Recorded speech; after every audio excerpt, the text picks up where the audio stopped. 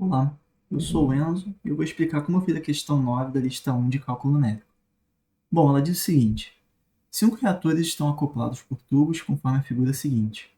A taxa de fluxo de massa através de cada tubo é calculada com o produto do fluxo Q pela concentração C, em regime permanente estado estacionário.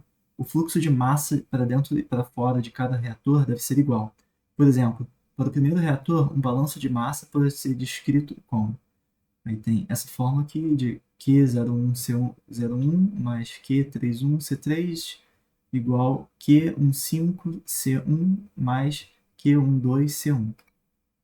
Está descrevendo esse tanque aqui. Escreva balanços de massa para os reatores restantes. Monte um sistema de equações e determine as concentrações em cada reator. A princípio parece ser uma questão bem complexa, mas na verdade ela acabou lembrando bastante a forma como as correntes funcionam no circuito. Eu acredito que ela pode ter sido bem inspirada nesse sentido, das correntes serem os seis e talvez as voltagens do circuito como o quê. Esse exemplo aqui mostra como que a seta indo para esse reator, ou como se fosse o a tensão, né, do componente, algo assim,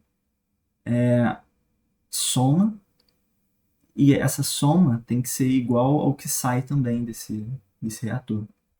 Então, aqui seria o Q01 vezes o C01, que seria o que?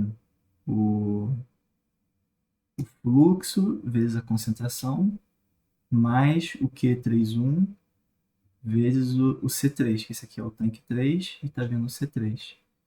É igual ao que sai, então aqui a gente tem o Q15 C1, esse aqui é o C1 e o Q12 C1. Então é basicamente assim que esse exercício funciona. Aí é só a gente anotar as equações para os outros componentes também e tentar arranjar essa relação entre eles. Bom, então aqui foi o que eu anotei aqui. Aqui a gente tem o que o exercício já dá para gente, do, do primeiro tanque. Aqui a gente tem o do segundo tanque. Aqui o do terceiro, do quarto e o do quinto.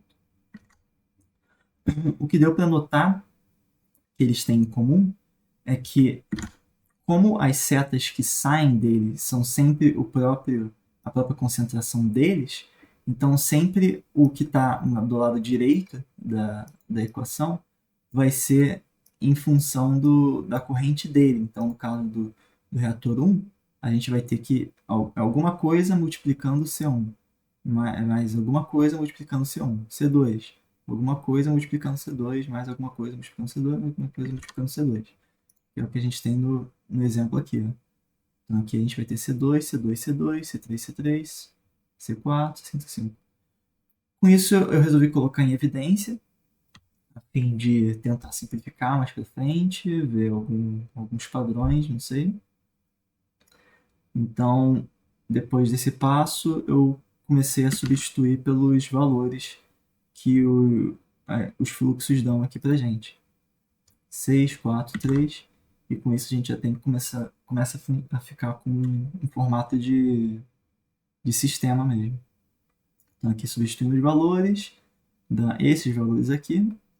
E aqui a gente já consegue ver algumas coisas que podem simplificar. Por exemplo, se a gente for ver 4C1 igual a 4C2, a gente consegue ver que eles são linearmente dependentes. Não precisa dessa equação para fazer as próximas. É aqui que eu mostro esse passo. C1 então é igual a C2. Aqui eu só divido por 3. Aqui então a gente tira o pedaço do C2 e eu substituo os C2 por C1 para simplificar a nossa equação. E com isso aqui embaixo, ó, 5C1 mais C2 também fica 6C1, que passando C5 para o outro lado, a gente verifica que C1 também é igual a C5. Então a gente já tem duas equações que eram desnecessárias, né, para resolver o resto. Então, três equações linearmente dependentes.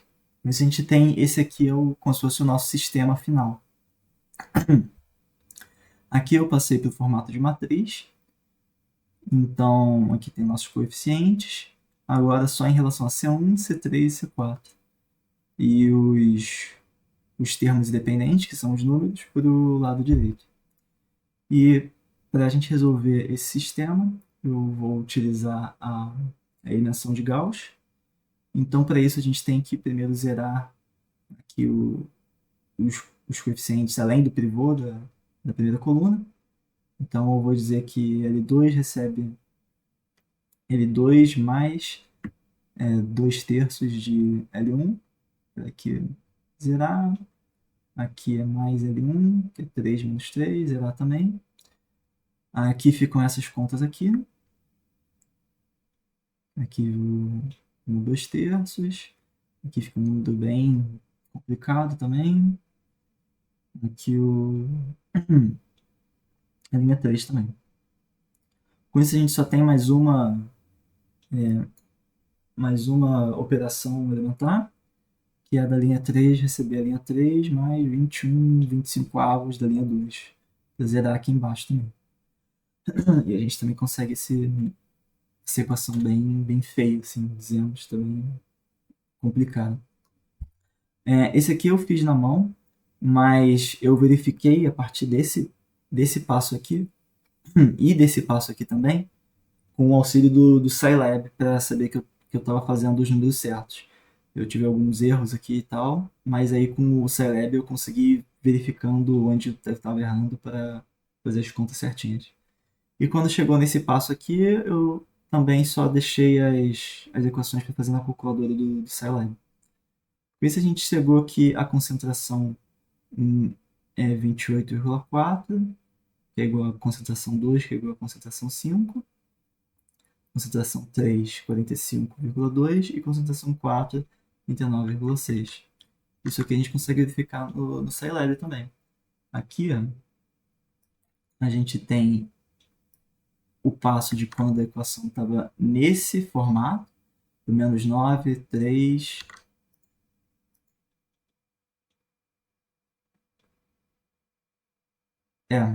Porque aqui era o C3, né? Menos 9, 0, 3, 0, 0, porque eram 5 incógnitas. Aí aqui essa e essa aqui. Aqui tem o 120, aqui eu deixei como 0, né? Ficou menos 1 para a segunda incógnita. E aqui, esse aqui é a operação do Scilab de resolver sistema de equações. E se a gente resolver por aqui, a gente chega naqueles mesmos resultados. Como a gente pode ver, o C1, C2 e C5 são realmente dependentes. Acaba que o resultado deles é igual. E também eu coloquei a equação a partir desse passo aqui, quando só estava 3 por 3, para fazer a aplicação. Se eu errei em alguma dessas simplificações. E se a gente colocar para rodar, realmente ficou igual esse espaço. Também não errei nesse pedaço. Com isso, a gente chega à conclusão desses valores aqui para a questão 9. Obrigado.